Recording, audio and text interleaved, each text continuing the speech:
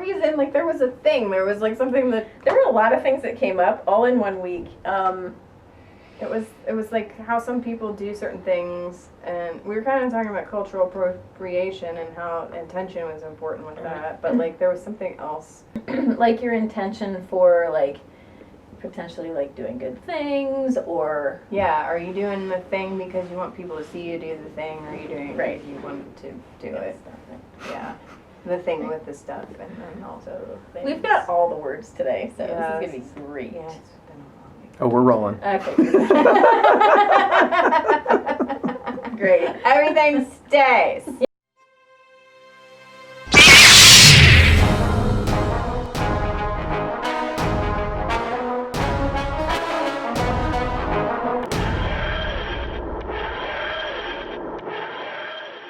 No names will be changed. We're just gonna talk shit for an hour. That's kind of how we roll anyway. Yeah. All But right. the intention is there to Right. talk shit. So we're talking about intention. So I think it is worthwhile to at least point out why some of this conversation came up. So I'm going to reiterate what we were just talking about. With sort of. less swearing. Maybe. Yeah, with maybe. So there are students that we work with that perhaps come to lessons with the intention of practicing yoga for kicking your ass, for losing weight. Like, there are all sorts of intentions for practicing yoga. And we've got a shared student that is coming to lessons and had expressed that one of the reasons why he was practicing yoga was to help himself sit with the pain. He's an endurance athlete, and so he's trying to practice yoga to sit with the pain, and that's what he was taught at, like, a local gym. Yeah, that you just need to, like, sit with your suffering, essentially, so that you can be better at XYZ. Which there is something to be said in terms of mindfulness for being able to sit with discomfort in terms of maybe uncomfortable experiences or thoughts, but when does that become something else? Right, and Yeah. like harmful, for example. Right. So, like, this guy in particular, I shall not name names, will struggle through, will try to plow through something that is potentially going to cause him, like, kidney damage, Right. kidney failure. And there's a point where it's like you might be ignoring, like, warning signs. Right. Like, your organs are shutting down. Right, and this is a problem within the world, but within the yoga community, since that's kind of our context, there has been, oh gosh, we talked about this with Sarah, who we just interviewed. Sarah Bowen. I don't think we talked about it in the podcast, but there's been an 80% increase in yoga injuries because of Instagram. So the Instagram challenges that you see where some brand will put out a challenge and say it's a 7-day challenge, you do this pose this day, this pose this day, this pose another day. People are getting injured because they don't know how to properly get into the poses, or they're not warming up, and they're trying to contort themselves into these shapes and getting hurt. There was a woman who literally just fell off of a balcony within the last week because she was trying to do one of those challenges. And she was trying to hang off of the balcony to do it. Well, she's the one that said that she does extreme yoga. Yeah. And then she fell off a balcony. Is extreme yoga? That is an oxymoron, probably. But she lived, she survived, but what possible purpose could there be to almost dying so that you can nail a really sweet Instagram? I mean, and what was she going to win anyway? Like, do you get, like, yoga pants? Sometimes you do. Some of these challenges, you're entering well, I a suppose contest. if you're paralyzed from the waist down, you still need yoga pants. Yeah. She might be. I don't know. This is going real dark. I mean, I'm just frustrated with the extreme yoga thing. Yeah. It's talk about intention. Like, Right. that's insane. And, like, the Instagram thing makes me crazy, too. Like, so there's number one, it's like you're not warming up. They're not. That's why people are getting Yeah, hurt, and then on top of that, like, you're just trying to, like, nail this pose yeah. for well, I hesitate to actually to talk about it and to like give people tips, but like people are trying to do it with like a 10-second timer on their phone instead of like, how about you actually like set up the camera to record, and then you have like however much time you need to take your time to come into the headstand or flying turkey or whatever the hell it is. A bunch of flying turkeys. I know. Instagram yoga turkeys. Yeah, and despite all of this, it's still something that's happening, and we see that it's happening, but there's nothing that is stopping it. No, because that's perfect for the internet. Because now you've got like all of these yoga dumbasses. fails. Yes. Yeah. Oh God, is yoga fails a thing? I'm sure. Now it is. I'm sure it's a thing. God. If it isn't, it will be really soon. But yeah, an 80% increase in injuries from yoga. How is that even a number that makes sense in the sentence with yoga? I know. Yeah. So.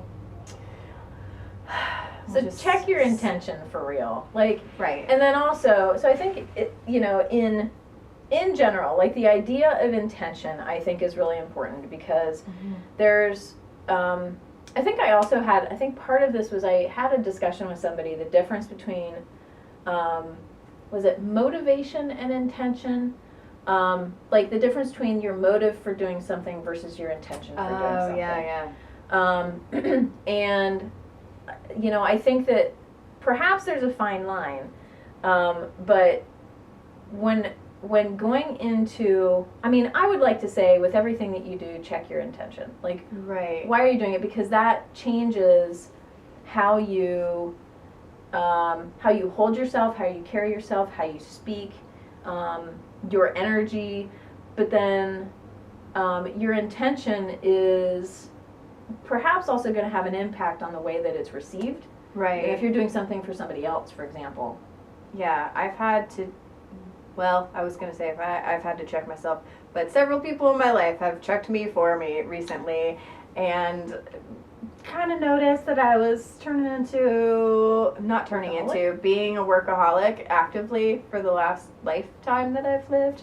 But I recently started a business, a private practice therapy, because I did not want to work 1 billion hours a week. So what did I do? 1 month in, I realized I'm working 1 billion hours a week, but I have tricked myself into thinking that I'm not, because I'm either sitting on my couch at home or I'm sitting on a bolster in the studio and typing. So because my body feels comfortable, I somehow tricked myself into thinking. And you're not in an office. Yeah, I'm not sitting in an office in a cubicle, so it's not work. So I went through that, and pretty much everybody pointed out that wasn't really what I intended for when I decided to create my own business. And not only that, that's not something that I wanted to do. So I was actually told by multiple people before, and this is just mindfulness, before you go to work or do a thing related to the business, ask yourself, do you want to do this, or do you think you're supposed to do this? Because society wants us to work 20 billion hours a week and never sleep and work ourselves into the ground.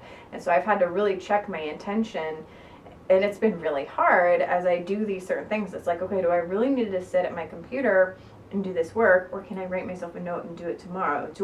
Am I doing this because I'm excited about doing this? Yeah. Or am I doing this because I should? Because at least once a podcast, they start talking about capitalism. So capitalism, it's sunk into there that we're not worthy unless we're producing something or making money. So that's something that, in terms of intention, that we get to think about too. And at least in my scenario here is, am I doing this because it will further my business, or will help me, or will make me feel better? Or is this the idea that productivity equals value and worth as a person? Yeah, and I struggle with that. I think it's real easy to like fall off the ropes on that. Mm-hmm. You get so wrapped up in like, with your starting your business, you're learning about marketing and things like that. Ooh, and then you go sideways and you're like, now I'm just marketing all the time. Yes, that's what was happening. Do I even enjoy doing that kind of thing? Yeah. And I got so wrapped up in, now I've swung the opposite direction, unfortunately, where I'm like, I've been messing around with the marketing for so long. I'm so burned out on doing that thing that I'm like, I haven't done anything to market the studio at all, What's yoga happiness? I don't know. Thank God for SEO. But that is the challenge where you can then burn yourself out on that thing. Yep. But, you know, also your intention behind, so I'm going to go to the other part of this that we were talking about, celibacy in monks. In monks, yeah. Yeah, we were talking about that because I read that book that I can't remember the name of. So if you go back a few episodes and we did our You book do the club, work. You find find the book I was reading because I don't remember. So there's a Zen monk. He is an American. He wrote this book, and it was basically modern Zen solutions for modern problems. And it was talking about some of the tenets of Buddhism and how they're really intended and meant to be taken in a modern society. And one of them was celibacy, and it was talking about how we hear that monks are celibate and all these things, and he was kind of saying, within the context of modern society, that's not necessary, and it doesn't even make any sense. You can be a Buddhist and experience life. Yeah, and I feel like, you know, and it's not just, we're not just going to knock monks, but I think Stupid monks. it's just monks that are the problem. All the monks that are watching this, you suck. We're recording, aren't we? Yep, monks. Monks? Screw them. So, of course, it's more than just monks that are doing the whole celibacy thing. But, I mean, my feeling on this is that, gosh, what else are we talking about? It was relating to, like, places that have, like, this, like, strict dress code about what females should wear and so forth, and how, you know, it's going to make it more challenging for the males to concentrate on such and such or whatever. Like girls can't wear tank tops because then boys won't learn well. Right, yes. And here's my whole frustration with the whole concept of like celibacy or whatever is that like basically you're purposely avoiding. You know, if you're so, and I feel like it's something that like self-perpetuates. If you are so unable to control yourself around a woman, that you feel like, you know, you have to, number one, keep yourself away, and number two, proclaim that you're celibate, then I feel like you're going against the whole purpose.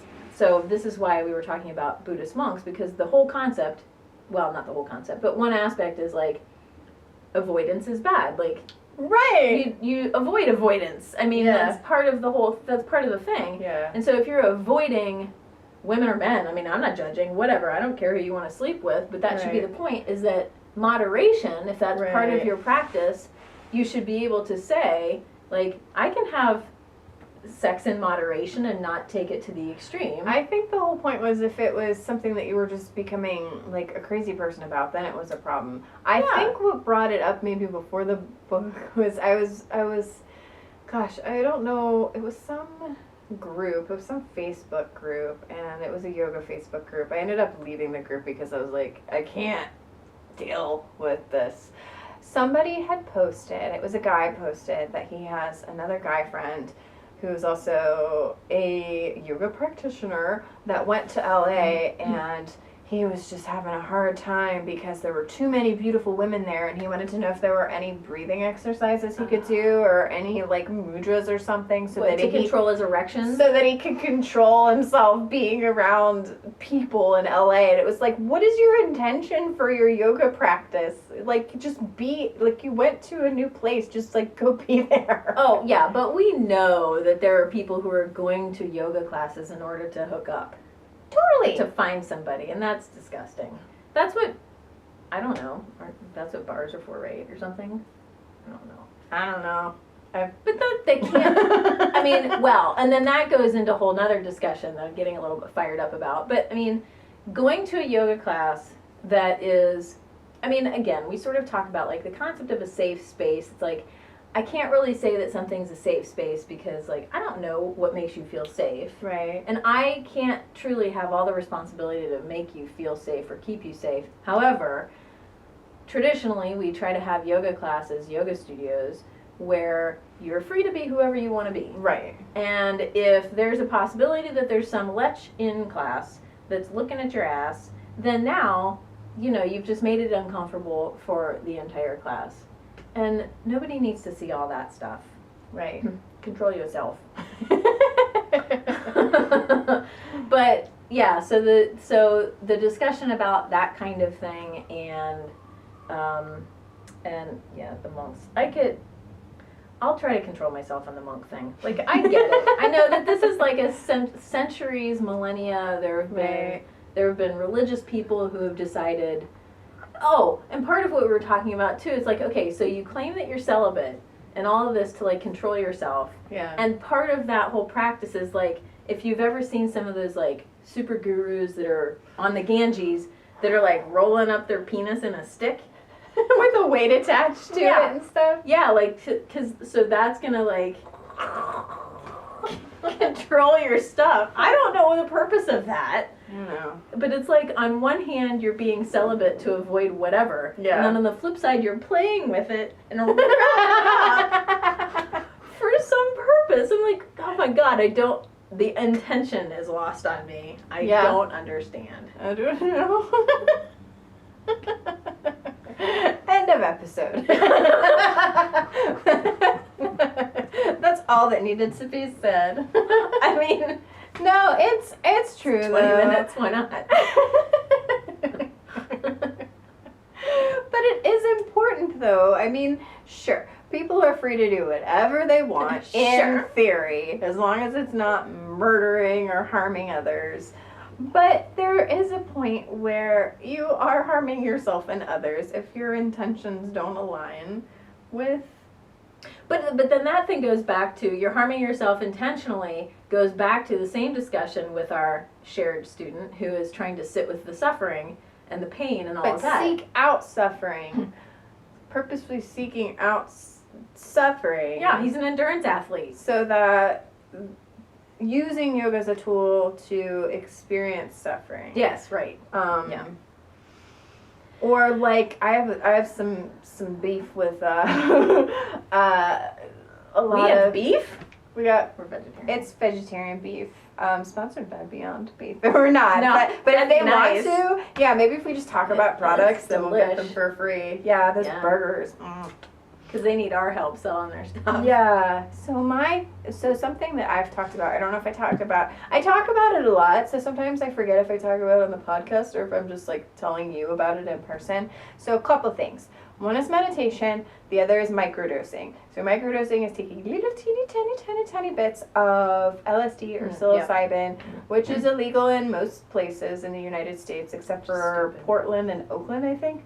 But the reasoning for those things, incorporating them into your life, is to increase overall sense of well-being and ability to basically live a healthy life, but certain industries are hijacking it and using it to make people more productive. So that's a big thing in like Silicon Valley and these other places where they are promoting the use of microdosing and using meditation, not for the overall well-being of the individual, but so that the individual can work more hours. Yeah. So they're basically replacing, quality sleep, time with family and friends, the things that actually make you live longer, with these tools like meditation or the microdosing or just mindfulness in general to get more money, essentially. So you can make your employer more money if you microdose mushrooms. Humans just touch stuff and they're like, oh, we're going to take something that was, originally Right. like pleasant and benign and like. Or even on that same track, so I think I talked about this. So peyote is used in Mexico and South America for similar things, for kind of like these vision quests and ways for people to essentially like get in touch with themselves and their family and their ancestry and all these things. But Americans and other, just other people are going in and they're essentially like chopping all of these things down to use to party and get wasted while they're on vacation. So that's another thing where there's like a very specific plant or thing and there's an intention that... It's like the Palo Santo that we yeah, talked about, like too. talking about that, like Palo Santo, it's like, what is your intention for burning the Palo smells Santo? good. Yeah, so like you said, don't use it if like you burn something while you're cooking or whatever. Right. Yeah, so it's kind of, I think that's when I get frustrated, is when I see things like, boost your productivity with mindfulness. Like, Yeah. what? Yeah. Maybe Work, just hijacked it. like, work more hours for your boss instead of like using that mindfulness to enjoy your life? That makes me really sad. Like, Yeah. It's like somebody crazy just took the yoga car and like they just are going nuts with it, you know? I Like, think that's what's happening, and I think that's what's happening with Instagram. That's what's happening with a lot of, you know, like tech companies and really any other company. I'll have to see if I can find a link to it. So I have a friend that is doing. She started a blog called Workplace Hellness. So she's taking all of the worst things of workplace wellness programs Wellness, I get and it. just creating a blog about that. That's kind of like shedding light on that, like these things that are meant for good and they're being used for capitalism. And like that's a really good example of that as well. Like when companies are like, let's do a Biggest Loser contest. And if you lose the most weight, you get this much money. Like, well, we know now from The Biggest Loser, it doesn't work. Everybody gains the weight back, but the companies are doing something. It's like, if somebody genuinely needs to lose weight for their health, that's an intention. But to lose it to like win prizes, like make your boss more money. That's, God, do I have a problem with capitalism? well, it's funny that you say that because I was actually going to use the book of the week as you're a badass at making money. Yeah, Hold on. Do we have a yoga rebel? I I don't think we do. think of anybody. No, I except think for that- Lizzo, because I just keep talking about Lizzo and I just can't stop doing it. That's fair. Lizzo's great. But she was talking about like what it was. I was watching this interview with her today where she was talking about how you shouldn't try to be like her, or if you're a younger person and you want to do something cool, don't try to be like anybody else. Like try to be your own. Like she's like, try to be the rock star or the whatever thing you want to be that you want to see in the world. Kind of like if you think that like what you're doing is really cool, don't try to be like me. Try to be like yourself. Great. Then say that. Yeah, We can talk about that person. I don't know who it is you're talking about. She just did. We're rolling. And plus she puts out bangers. For I'm real. sorry, what? Oh is a my banger? god. A really good song is a banger. I call I'm like, we can't say that on... it's like a sausage in Australia. Yeah. England. England. Right. Maybe Australia. Bangers and mash? Yeah. Right. And also Lizzo songs. Okay. God, I'm old. I don't understand you kids and your lingo. Who do we talk about? Who's Lizzo? Lizzo. She's the #1 flute rapper in the United States. World. What? She's a She plays the flute Oh too. my god, I can't wait to show Burg this person. She is a classically trained flautist, and she incorporates it into her booty bouncing. Yeah, I'll have to send you her twerking and playing the flute at the same time. It's a thing. It's real, and it's amazing. And she's the rebel of my life right now. Okay. And her flute has its own Instagram account called Sasha B. Flutin'.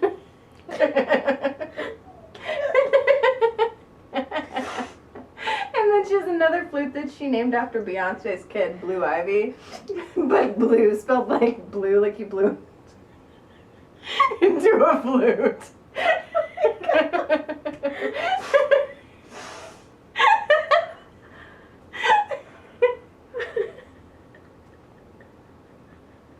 This is all great. I'm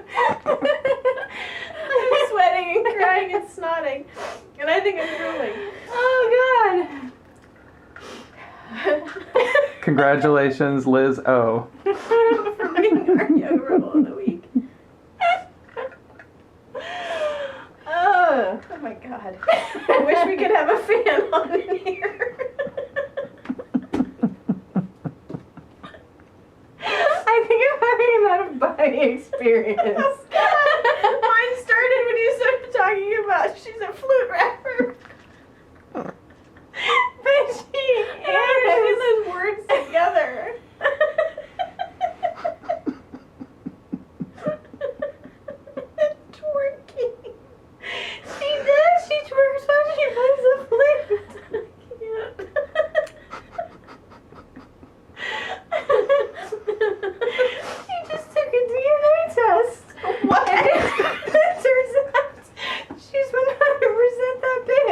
These are lyrics. Lyrics. Okay. Bling, bling, bling. I'm sweating so hard. I'm really sweating. It's really inappropriate, I'm pretty sure. Okay, so we'll have her picture up on the green screen. That'll be the first time that I see her. Ooh. Oh my God. Let's take You can edit it so that there's switch. hooray capitalism. I doubt that. Capitalism sucks. Okay. Also. A book about making money. Yeah, we both read this one. Yeah, this is actually a kick-ass book. So, Jen Sincero changed my life with her first book, You Are a Badass. It's a different book. Yeah, she's And 3 then, books, I think? yeah, 4? and then there's You Are a Badass at Making Money. And so, having gotten my act together with You're a Badass and finding all of my badassery, and doing what I wanted with my life, and then I'm like, well, now that I have my life open and available for things, how about I put some money in it Right. and change my relationship with money? Right. That was the biggest thing for me because I say a lot about capitalism. Yeah. But then that also gets a lot of really icky messages going in my head. So as a small business owner, that's just me, but I'm still a small business owner. It's true. So I need to be able to make money Right. to do things like feed my dogs, make sure that we can pay our bills. So you cannot fight the fact that money is a necessity. So it kind of put everything into perspective in this way that really clicked for me because it made me realize that Oh God, it's the same color as the screen. I can't wait to see how that looks.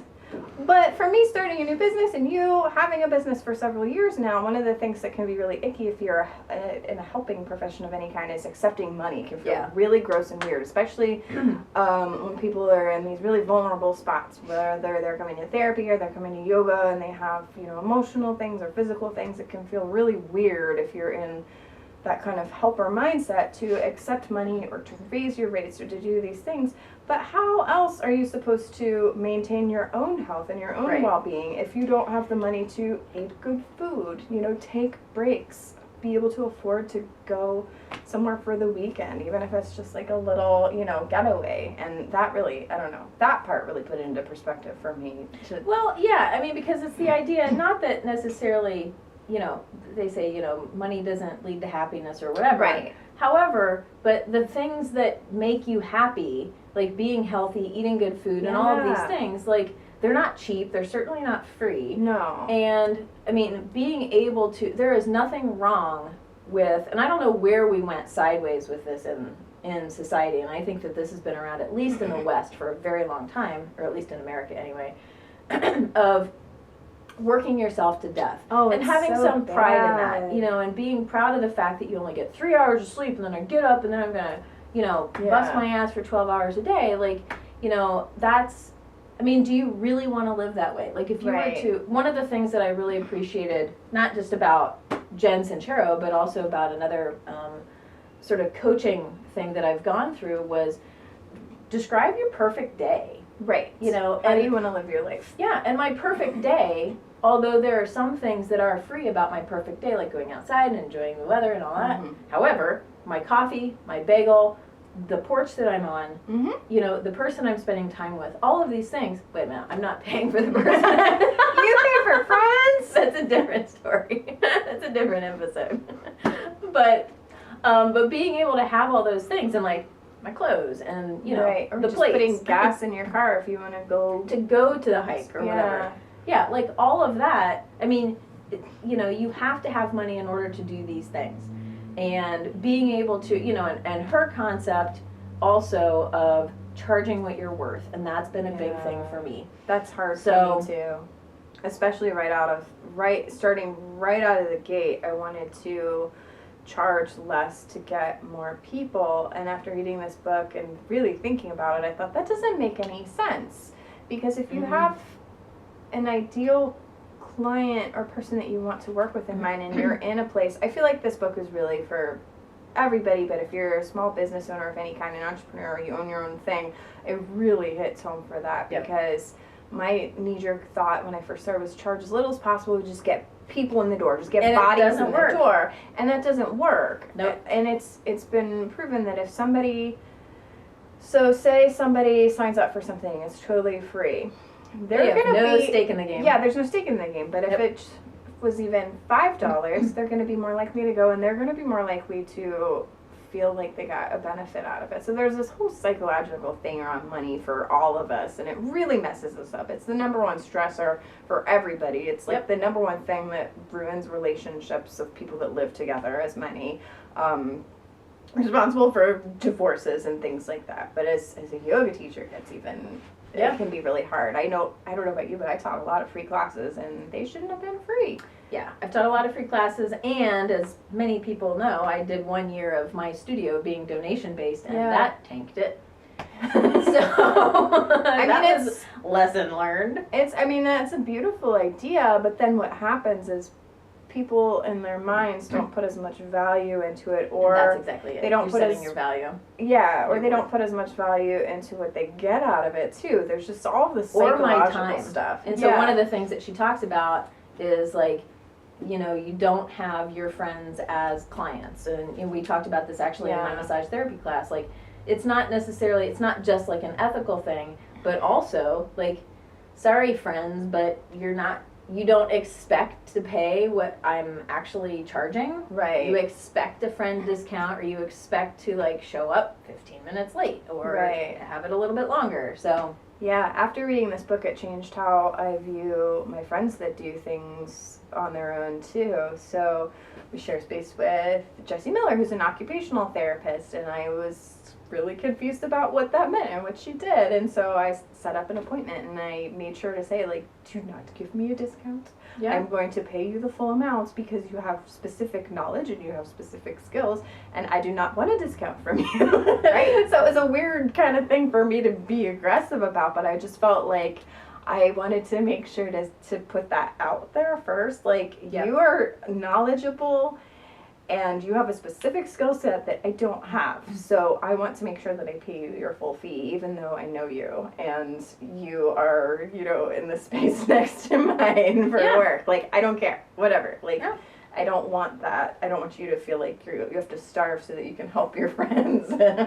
And we do go through a lot. And I've done that too. Yeah, I've done a lot of free yoga. No free therapy, that's illegal. But yeah, did a lot of stuff for free because I felt like maybe I wasn't far enough along in my skill set or whatever. Like, oh, I need to get to here so I can charge the full fee. But the way it was described to me when I started at least the therapy practice by other therapists was, don't you dare charge less than the industry minimum, because it does a couple things. It makes us look bad. Yep. And then it can decrease, you know, the standards if other people are doing that. But then also it makes people wonder, why are you so cheap? Like, what's wrong with you? Exactly. Yep, that's the mentality. So the whole thing is just charge what you're worth. Yeah. And there's nothing wrong with money.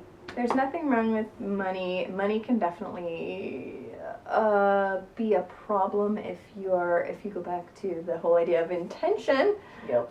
What's your intention for making money? So say you in your mind are thinking, I'm going to make 6 figures. That's cool, but why? What's your intention for that? If I were making 6 figures, I would have 5,000 dogs, and I would probably just quit my job and have an animal shelter.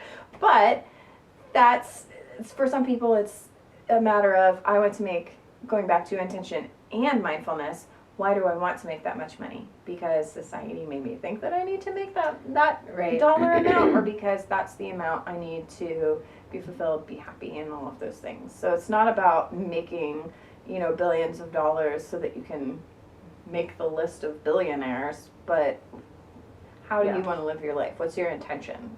So it's like all those together. Yep. Yeah, it was very much intention based. That was how I took most of the book. Was like, what is your intention for how you live your life, and what does that cost? And maybe start with finding an intention. Yeah. Why do you need extra money? Right. Not that that's a bad thing, but like, why do you? Yeah. Decide what it is. What's your motivation? The ikigai, for example. You know? So that now you have an intention for making all this, you know, gobs of money, and that's great. Yeah, because it's back to that, the blue zones. Those people Right. aren't rich. The people in those blue zones No. that are, 110 years old, they're living in little villages Yeah. and little tiny houses, and they're having a great time. So read it. Yeah, check it out. And definitely read You're a Badass. That's life changing. Yeah, maybe start with that even. Yeah. When I passed it off to somebody else, I'm like, read this only if you're prepared to have major change in your life. Yeah. Oh, absolutely. I read it a few years ago, and then I was like, maybe I should go back to grad school, or maybe I should try it. Yeah. Yeah.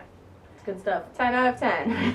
I would recommend to others, because we are actively Right now. Okay, I think we did it. I think we did it. We made it through this we made episode. a podcast, and if you're listening, thanks you're for still here. listening. If you're watching, thank you for watching. We've realized recently that most people are listening to us. So Yeah. if you're in your car listening to us right now, thank you. You're missing a lot of hilarity, so maybe check it out on YouTube. We're very entertaining in person too. Yeah, we Or are. in picture. We do so many weird things with our faces. Okay. But if it has to be We just audio, that's fine.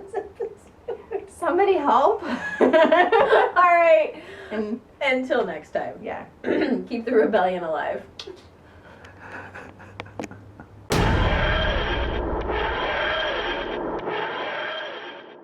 Woof.